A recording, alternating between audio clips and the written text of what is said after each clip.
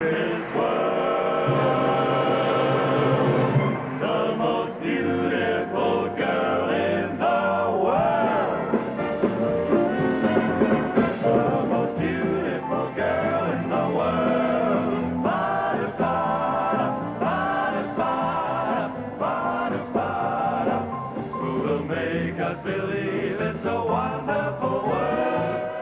to paradise. Welcome to the Seychelles.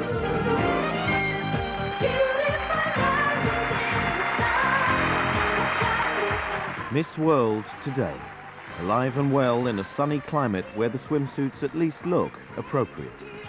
Vital statistics abound. One jumps out. She's knocking on 50. And still by her side, the man who has chaperoned her since her conception.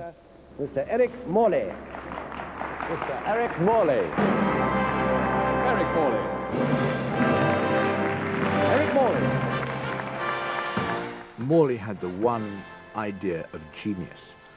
What he was doing was trying to persuade 25 million people that a short, dumpy woman with the hint of a moustache was the most beautiful girl in Turkey. I mean, it was absurd, you know. This is Turkey, and that the other 70 girls were the most beautiful girls of their countries.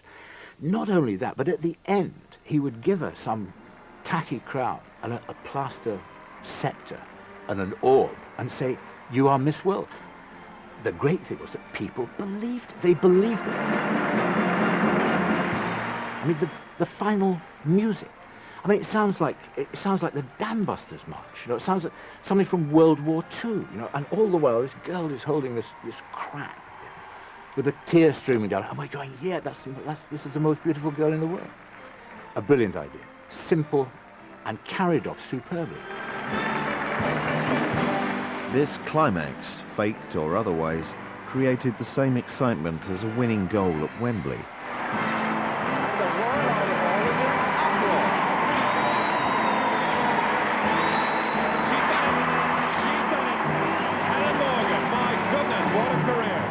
Although Miss World had more people turning on than any cup final. Miss World was a colossal show. I mean, the size of the audience is something that today's viewers can't comprehend. I mean, over 20 million viewers was astonishing. There was none political correctness in them days about how women were being exploited. I mean, we all thought that they were the best-looking girls in the world. If they won that, they were made for the rest of their life. They could do advertising, film work. And it was just a marvellous atmosphere. People would sit there as a family. It's like a game show in a way. Who's going to win? The excitement of that. And when the winner comes up, well, you either win or lose. But we always love that kind of thing in this country. This very British affair was crowned with the appearance of the brill-creamed bloke in black, who gave it what every good game show needs, its catchphrase. As is customary, I shall announce the results in reverse order. In reverse order. Reverse order. Reverse order. It's great fun to look at the various kinds of women, compare and contrast, pick your own winner. But there is something terribly undignified about it. It was such a huge cattle market, as they like to say. But on the other hand, we talk about institutions, and it was very much part of the British way of life, because every holiday camp, every village fete, every resort had always its summer beauty competition. For Britain's seaside resorts, beauty is more than skin deep. It brings the crowds, or helps to. It's part of the holiday, but not for the girls. For them, it's a competitive world, a clothes-off world, in which a girl's best friend is a tape measure.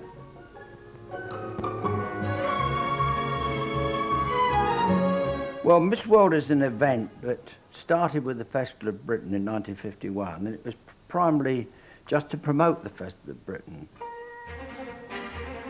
I said, well, why not run a beauty contest, world beauty contest, put them all in bikinis, because at that time that would have shocked anybody to put them in bikinis, and offer a £1,000 prize, and you'll get plenty of press and plenty of everything else.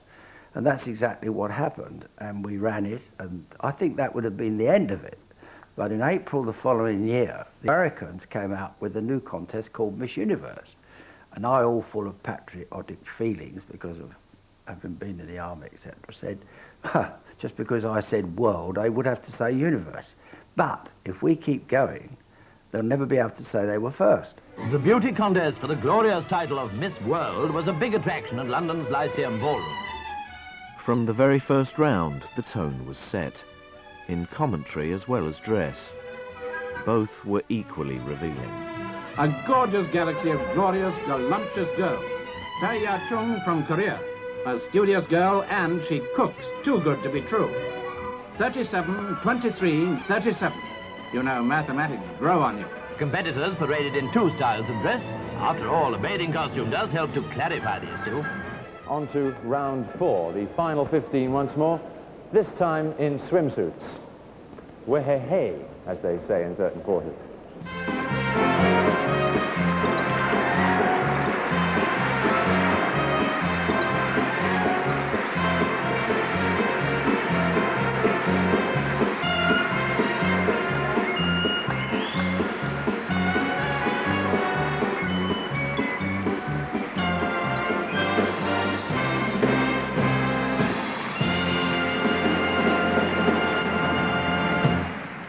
The camera at one point, towards the end of the competition, would pan up the bodies of the girls, and whoever was doing the voiceover, as I did it originally, would say, and here's Miss So-and-so, 22, 30, and give the measurements, and as the camera panned up, which sounds utterly lascivious and disgusting thing to do. But it wasn't meant to be like that. It was just an outside broadcast presenting the subject to the audience. Turn around. Slowly down the line, our camera pans for the last time. Very interesting lineup, you must say. Who was it who said all good things come to an end, wasn't it? Turn. Turn. I rather like it that way round. You could almost say it for me. Turn. They only work to the word of command of a man. There they are, ladies and gentlemen. The first lady I had to speak to, Miss United Kingdom, Anne Sidney. And one might call you a homegrown beauty. Where is home, in fact? My home is in Poole, Dorset, and I've only travelled 100 miles to be here tonight, so it's wonderful. In a way, it was just a way out for me. I wanted to go into theatre, and I wanted to also do some modelling in London. It wasn't that I wanted to win a beauty contest particularly, but it just was enabling me to get to London. There's hair to check, makeup to attend to, and all the time, the pressure of the big occasion upon you. I was nervous, but I'd had a glass of champagne beforehand. Lyndall Cruikshank, who was Miss New Zealand, and myself decided we'd have a few drinks and just enjoy it. And it went very quickly, although the last bit, when you're behind waiting to see who's won, and I was the last, 5 finalists or whatever, then I started to think, I can't believe I'm going to be the last one left out. I know I'm going to be left out. Miss World 1964, Miss United Kingdom.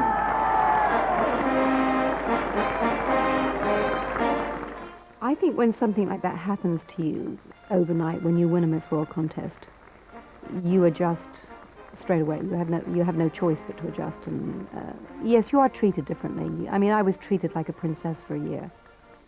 I wasn't in the real world.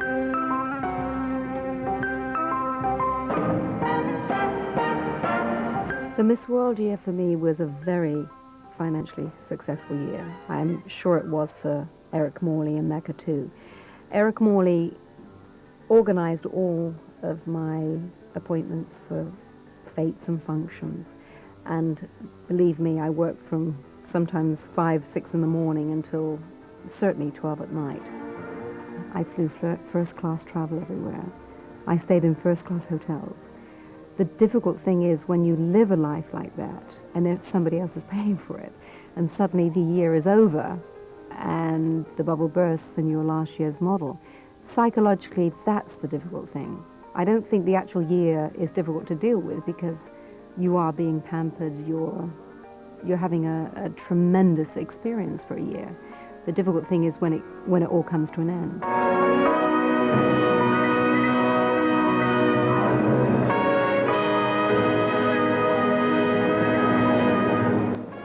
Watch me. Columbia, he's very good looking, nice man, but he's not going to tell you what to do. I am. The running order of the show and how it was put through was always done by me first, because I produced it myself for many, many years, then handed it over to the TV producer, who naturally enough then did it in the way that he wanted to, for cameras, etc., etc. Well, look, can I get the camera out of the way then? Because I'm trying to show the girls... Well, can't you move it then? Well, you know, if we've got to, but it's to wet his covers up. Well, can it go just enough for me to get the people down this walk? That's all I'm asking. Look. Yes, ask Eric. I've got to get them to walk through it. Yeah, well, I have asked. So I learned how to count up to 10 in about 10 different languages, you see. And I would go onto the stage and say to the girls, now I want you to move down to here. And when you get here, you say, 1, 2, 3, 4, 5, 6, 7.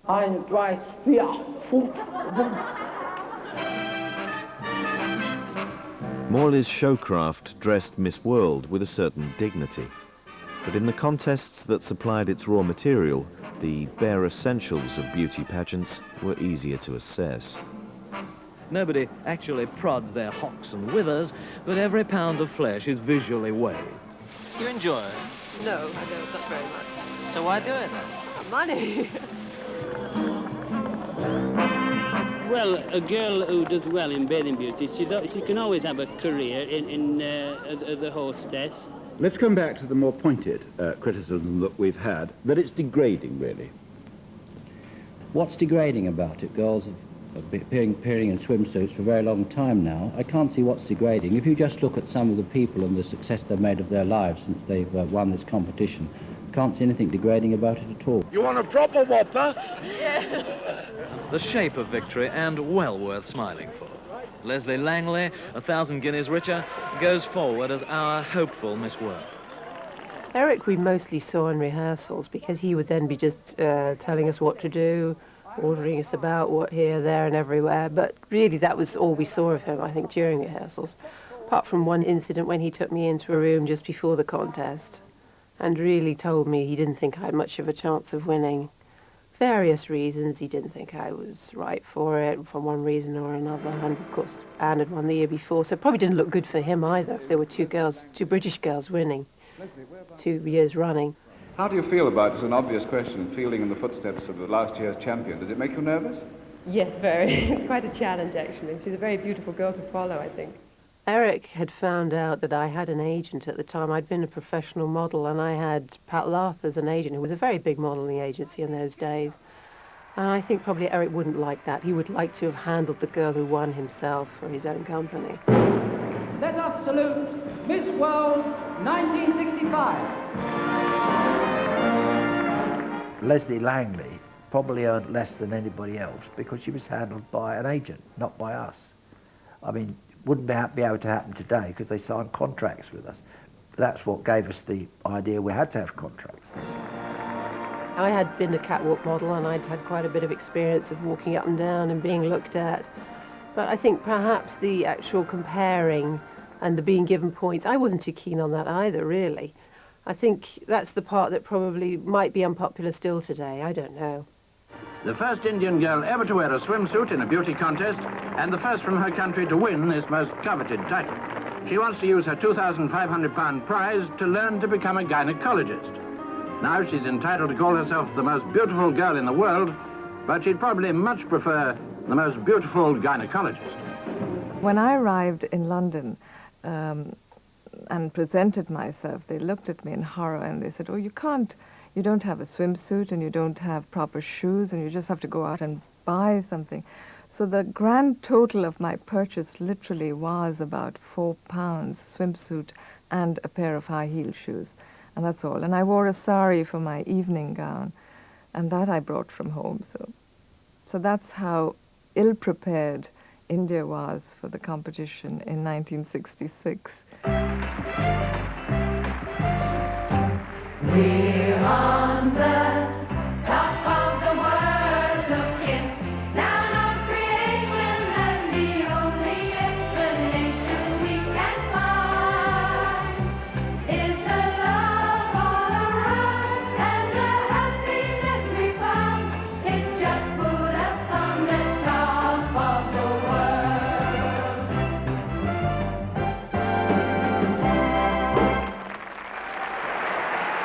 as we started doing it and we started getting more and more countries in and we started touring the world, we realised the importance of the girl being able to talk to the media, talk on television, and to portray a wonderful image that mother would say, I'd like my daughter to go in for that competition, whereas before mother, you're going in that competition over my dead body. Part of the obligations of winning the Miss World title was a trip to Vietnam with Bob Hope, which is what the previous winners had done. We were all given special titles, and I was made a colonel in the American Army, so I had my ID was Colonel Ferrier. And Bob Hope probably would have been a field marshal or something quite important. And these were done in case our plane was brought down and we were captured, and this would be our treatment as prisoners of war. So we were not without danger during that week as well.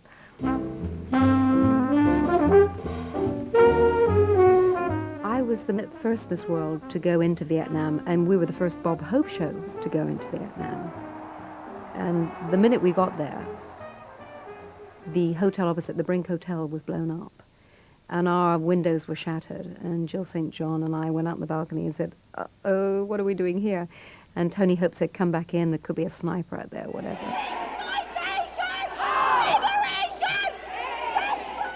As the 60s ended, Miss World entered an era of full-scale hostilities on the home front.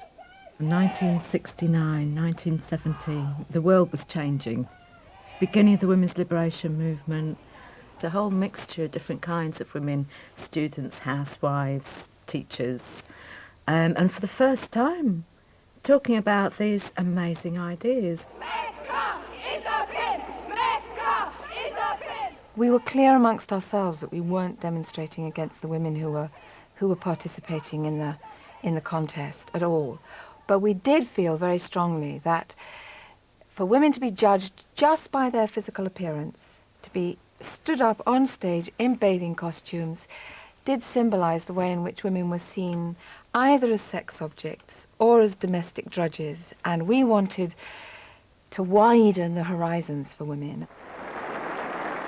One of the reasons we chose it was that we did think that filling the Albert Hall with all kinds of different women dressed in all sorts of different clothes, you know, throwing things around and making a spectacle of ourselves actually in the audience, would in some sense challenge that rather narrow vision of femininity on the stage. I am very, very happy to be here at this cattle market tonight. Moo. No, it's quite a cattle market. I've been back there checking calves. We were very conscious of Bob Hope the whole time, and how distasteful his jokes were, and how lowering his jokes were. And I do remember that he wasn't that popular, in fact. The audience wasn't responding to him terribly powerfully. Now, the fight to save our wildlife has many rewards, ladies and gentlemen, not the least of which is getting your wife to wear a cloth coat.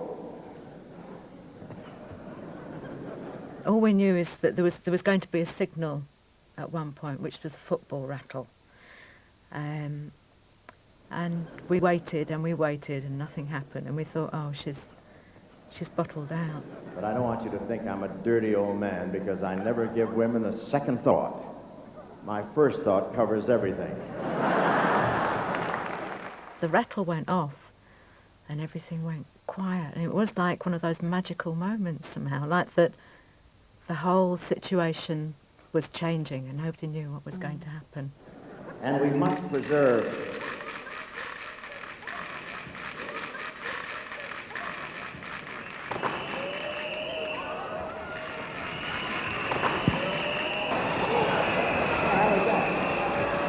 I got a bag full of things that I'd taken, and I walked down towards the stage, and I tried to get on the stage, but I couldn't. So I just looked around, and I went near where the press were. I suddenly saw lots of cameras. I thought, oh, that's a prime site. So I went straight there and started throwing tomatoes, lettuce, flower bombs, whatever I had in my bag. Bob Hope was on the stage. He dropped the microphone and ran. That's why I ran and picked it up and said to the people, ladies and gentlemen, please, please, please, please, please keep your seats and give us a chance to get rid of the rubbish. And when it was finished, I looked around to see where he was because we wanted to continue, and I saw him standing at the back of the catwalk on by the stage. And I thought he'd been there all the time, so I said, ladies and gentlemen, give a very big hand to a very brave man. I was talking to Julia afterwards, as you know, my wife and my partner, and I said to her, wasn't he great standing? She said, great, my foot. She said, when he got to the end of the platform, I grabbed hold of his ankle and held onto it and said, stand there, you so-and-so, don't you move. And she was holding him down with an ankle, so that's how he stayed on the stage. Ladies and gentlemen, this is a nice conditioning course for Vietnam. Bob Hope, we all thought with anticipation he would now sort these out with a few wisecracks. But in fact, he was so upset by it that he just made a rather grim speech about drugs and people who want to spoil such a beautiful thing as this. I want to tell you, anybody that would try to break up an affair as wonderful as this, with these kind of proceedings and with these wonderful people and wonderful girls from the entire world, have got to be on some kind of dope, ladies and gentlemen, believe me. It was quite scary as well, because here was the national newspaper saying these women are loonies, they're on dope, and they must have done it because they're all ugly, hairy-legged, and are jealous of the gorgeous women in the Miss World contest. It was very odd because whilst the harpies were in the boiler suits and the spiky hair were marching up and down, banging the drums, saying exploitation of women and cattle market, you've got 25 million people in family groups sitting around watching this, drinking their cocoa, you know, from little girls to grandparents. And the British public aren't stupid. They're not going to watch something in those numbers if they feel that girls are being exploited. Fast kicking, Lionel Blair.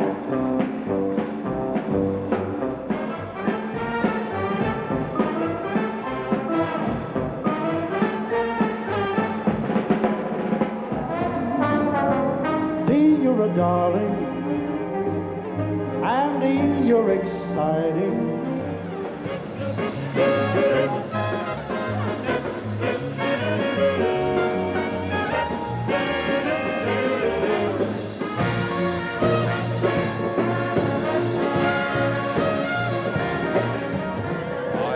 Through the crack and looked at the track, the one going back to you. And what did I do? I thought about you. I'd like to teach the world to sing in perfect harmony. I'd like to hold it in my arms and keep it company. What are your impressions of Mrs. Gandhi? She's a wonderful person. To appease protesters, Morley has always insisted that Miss World's IQ is a vital statistic worth more than 36, 24, 36. There is a mistaken conception that beauty pageants like Miss World are run purely on trying to pick people for their beauty. That's not what we're looking for. In the main, the ones that I've been judging, the girl that has won has always had that certain something. It's that certain, you know, in showbiz they call it star quality. But it's lovely, it really is lovely. But you interview 80 girls, you know, all in one day for 2 minutes each person, but you get to know their personality. And I think in the end, you know more or less which one of the 3 or 4 is going to be the winner. I can assure you that very rarely does the most beautiful girl win. She's got to have something between her ears if she's going to win Miss World, I can tell you that now. Right, this is the part where I say, is this your first time in London? And they answer, Steve McQueen. So.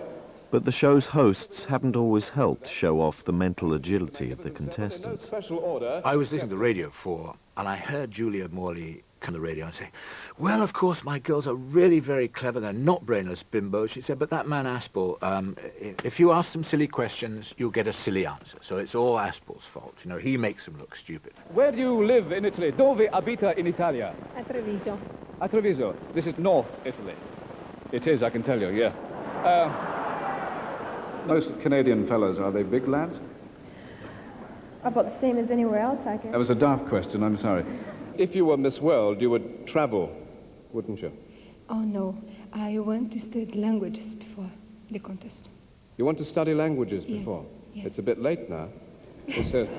So I sort of rose to this challenge and thought that, well, if the questions have always been regarded as silly, let's up the ante a bit. What about the world inflation problem? Are you interested in that? Well, no. No, there you are. You're very interested in literature and art. Yes. Which period do you favour? Do you like the pre-Raphaelites? No, when it comes to art, I'm not an expert. Do you think this country is in a state of moral decline and plunging towards Armageddon? Or are you a firm believer in the indomitable spirit of man and the innate dignity of the species? Would you repeat that? No, I couldn't. And I could see Julia on the preview monitor. Julia was hopping mad. And after the show, I went in to see Mike, you know, and he said, that's it. He's ripping his teeth off. He said, I'm not doing any more of this. That's it. He said, it's all got out of hand now. I hope that we can now say we're one family and we're not going to be parted. Morley's wife, Julia, had become the Miss World mother hen, instructing the brood in Mecca's wholesome code of conduct. When you're sitting at home, it is a family entertainment, not a dirty old man's entertainment, as much as women's lib like to suggest it. It's not all Dolce Vita being a beauty queen. A major hazard is caused by the wolf packs which follow the girls from place to place. Come on, girls. Quickly. Austria. Bahamas. Which one, Austria or Bahamas? While they were in the Morleys' care, the contestants' chastity had to be guarded like the crown jewels. This is, of course, a safeguard to make sure the girls don't leave the building at any time. And This was a job for Mecca's men in black. Most impressive things about the Miss World contest was the demeanour of the people who worked for the Mecca organisation. They were all dark-suited gentlemen, and they referred to each other always by their full title. It was always Mr. So-and-so, and they'd say, Mr. Thompson, will you get your finger up? No, Mr. Fairley. What are you turning around for? It was the kind of very disciplined, very tough world, and the girls were looked after politely but extremely firmly, and they were taken away as soon as rehearsals were finished, and they were taken away as soon as the show was over, and until their plane more or less took off. They were Mecca's property. Sweden's gone up. Can't have done. Well, look out, please. What used to happen was that they were all incarcerated in a Mecca hotel, the Britannia Hotel in Grosvenor Square, and incarcerated so that the lift didn't stop at the floor they were staying on, and nobody got near them. You know, they were absolutely isolated from anybody. I remember once I got threatened. I said, yeah, we've seen you trying to chat at Miss Sweden. Yeah, we've got her on you. We've got to fill you in. But, good God, you know, I'm the producer. Though the girls were well guarded during the competition, there was no legislating for what they did before and after, until Miss World 1974 forced the addition of a new law to Mecca's Book of Rules. Everybody from around the world wanted us to ban her. To them, scandalous in those days. We said no. Rules do not say that people cannot have children. It says they can't be married, but it doesn't say they can't have children. I thought that, gosh, what a terrible thing I'd done, and, you know, I shouldn't have let this go this far. I should have just walked out when it was the Miss Wales and said no thank you. I went up to Carlisle for my first assignment, and it was there that another story broke in the press. And it was then that I decided that that was it. I didn't want to be a Miss World anymore. She resigned, and somebody else took her place. And a year later, we put in the clause, no children. From the US of A, 19-year-old Marjorie Wallace from Indianapolis. Would you believe, in a quiet moment, she tells me she wants to swim the English Channel before they build the tunnel. Well, she's probably got plenty of time. My favourite Miss Worlds were the naughty ones. And Marjorie Wallace, who, didn't she go out with Tom Jones and George Best and compared and contrasted them? As I recall, Tom Jones scored rather better than George Best in her ratings. And I thought they were rather fun. And of course, these days, the tabloids would adore them, and it wouldn't actually do the contest any harm. I've nothing to say. I've made my statement earlier. Everything. I'm going home to America. Marjorie Wallace, who George Best took a shine to. George Best, bless his heart and soul, always claims that he's had 3 Miss Worlds. Well, I can tell him he hasn't, because we know exactly what dear George was up to. Julia had him well under wraps. Yes, I think this is one of the most popular girls in the whole competition this year, Cindy Breakspear. 5 feet 5.5 inches tall, certainly a very attractive girl. When the press found out about my relationship with Bob, they basically highlighted 2 things. The fact that he was married and had several children with different women, and his marijuana smoking habits. Even in Jamaica, I mean, people were fairly outraged by it. Uptown girls just were not getting involved with Rastafarians in those days. So it was considered breaking the rules by and large, pretty much by everyone. But scandals only added to the unease, and in 1979, Miss World's BBC reign came to an end. Will you come to my room after? I have a feeling that we could have left it to the viewer's choice and let them decide whether or not they thought it was absurd, or whether they just found it harmless fun. I was surprised when it was banned from television, because as a woman I never felt myself insulted by the fact that these events took place. But the city remained confident, and in a new commercial age, Eric Morley took his beauties to commercial television. If all the jobbers and stock exchange are satisfied, we're satisfied, then I'm happy. We've got the lights. We've got the music. Now all we need are the girls. But despite respectable audiences, Miss World never peaked again, and eventually disappeared from television in 1988.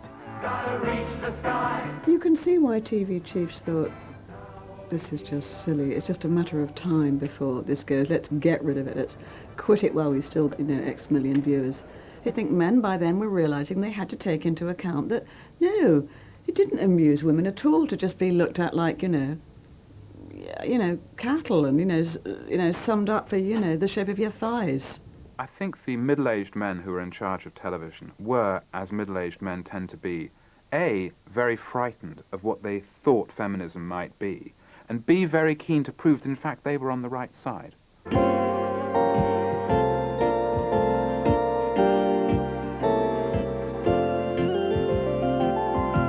The British can try and kill the programme if they want to, and they've succeeded in keeping it off the screens here.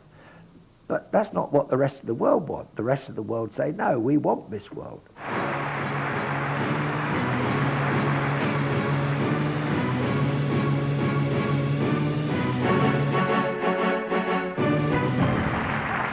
I can't remember when I've seen so much beauty and elegance on one stage before. After 37 years in Britain, Miss World wandered abroad, settling for 4 years in the Las Vegas of South Africa, Sun City.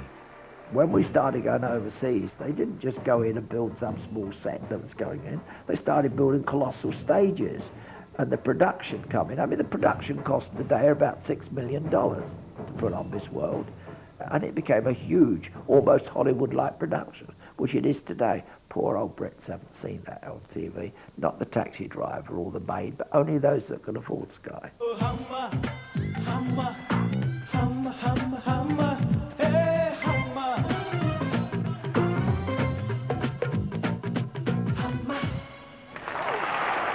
When you think of all the children that benefit through Miss World, this is the really important thing. I mean, Eric and Julia, I mean, what they've done for children throughout the world is enormous. And not enough attention is given to that. It's all this politically correct, you shouldn't do this to women, you should, it's awful to do this. But I can't be a part of that. Just recently, Julia went with Miss World. In liaison with Variety Clubs International, we presented a cheque for $66,000 to assist 1,000 Indian children that were in desperate needs to be fed, clothed and given a chance in life. Ladies and gentlemen, whilst we saw that nice big cheque, and I must confess that was really for you all to see, this little one holds the key to the real money. Now, that made us feel good. We felt good. Now, why do we want publicity in India? That wasn't done for any promotional purposes. It was done because India needs some help. But when the competition itself was held in India in 1996, the reaction was less charitable. Thousands of demonstrators staged the most newsworthy protest against Miss World since 1970. This time, it was flames, not flower bombs. They've been running Miss India contests from the early 1960s without any protests from all these people. So what was the cause of it? Same thing as it was in the UK. Because of its success, because it's so well known, because it's a world competition, people see in it the opportunity of gaining attention for their particular cause. One of the things you notice about the Miss World organisation is that it's frightened. It's frightened of political opposition. It's terrified of, you know, some kind of mysterious regiment of feminist thought police who might at any time, you know, come onto the stage and say, right, it's all over, no more of that, you know, and it's terrified of newspapers intruding. I think Miss World has been victimised by certain members of the establishment, that's all. I mean, you get a few woman editors of papers. I mean, it's a wonderful opportunity, a lot of money to be won in these people. It gives a lot of people employment. But there's nothing wrong with it. I mean, it's not does anybody think this was a nude competition or something or other? It isn't. Everybody just jumps up and down and says that somebody else is trying to exploit you, but as I always say, nobody drags you kicking and screaming into this thing. You make a conscious decision, yes, this is something I want to do, and here is what I think that I can get out of it. It was an opportunity. It was an opportunity for me to see the world and make some money. I made more money than I could have made doing anything else I could have been doing at that time. A woman is a thing of beauty, and if she is beautiful, why shouldn't they have a competition? And why shouldn't they benefit? I think a lot of this political correctness is a lot of nonsense. I really do. I did a lot of television shows in Puerto Rico. I did a soap opera, and that's all to do because of the Miss World.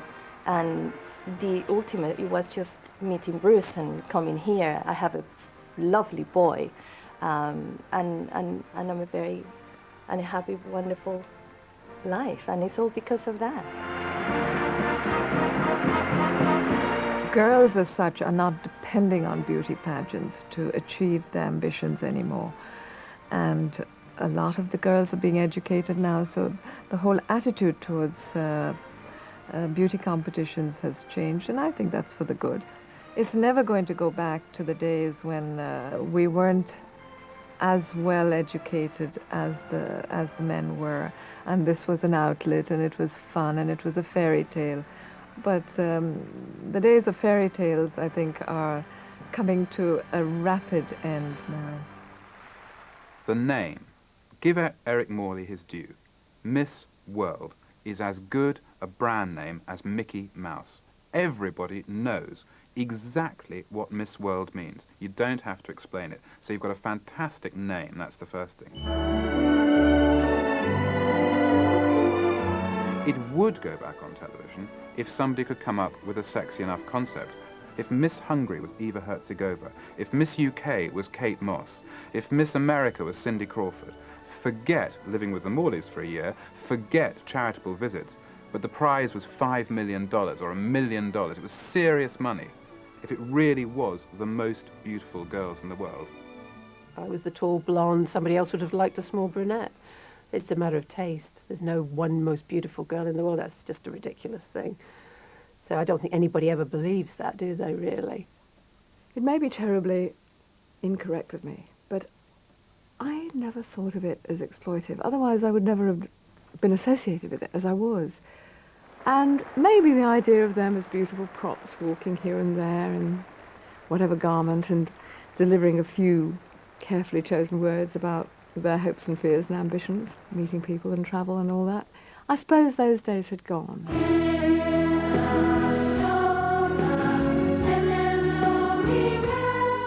The loss of nerve was giving in to the PC Brigade and turning Miss World from a glamorous, sexy, gorgeous event into a sort of bizarre compromise, because as soon as you stop saying the most gorgeous girl wins, then girls who weren't very gorgeous won. And as soon as girls who weren't very gorgeous started winning, it was about as interesting as men who aren't very aggressive becoming, you know, the heavyweight champion of the world.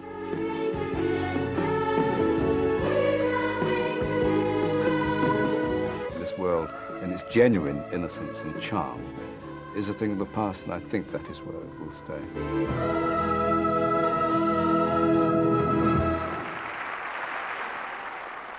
I want to tell you, in the year 2000, we have booked the Royal Albert Hall, where we staged the pageant for 20 years, to stage the show in the year 2000. Now, whether British television take it or not, it'll still go out to the rest of the world. I should be very sorry to see the rest of the world watching Miss World and not being seen in this country if it's being televised from this country. What a big shame that will be, to show the world we won't even support our own product. I can't